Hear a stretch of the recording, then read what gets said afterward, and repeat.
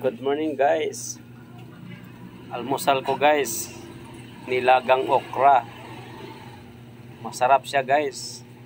Maliban sa masarap, gamot siya guys sa blood sugar at saka pampababa ng dugo.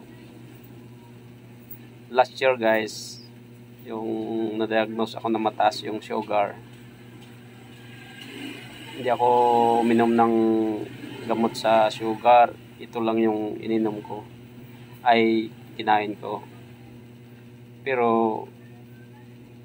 hilaw yan guys. Yung ni-slice ko, nilagay sa baso, tapos nilagay ng tubig, tapos nilagay sa ref ng 12 hours, then inumin. Tuwing umaga inom ako ng isang baso, tapos pagkagabi, pag uwi ko, inom na naman ako bago matulog. Yun guys, ilang linggo lang nagnormal yung sugar ko hanggang ngayon. Ngayon din ako nagpapacheck, wala ulit, pero normal na guys, balik sa normal na.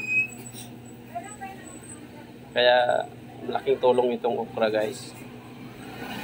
Maliban sa madali lang siyang hanapin, mura lang siya, saka healthy siya guys.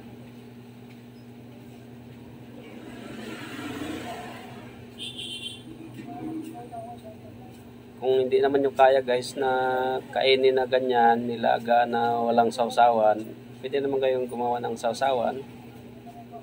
Sausaw nyo siya. Eh, sa part ko, kaya ko naman siyang kainin na ganyan.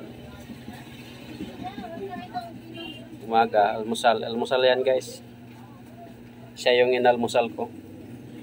Hindi na ako kumain ng kanin. Yan guys.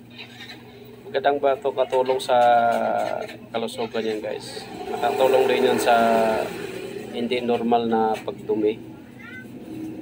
Nakakatulong din siya kasi madulas kasi yung katas niya. Para sang salunin. Yan lang guys. Ayan, ubos na. Thank you.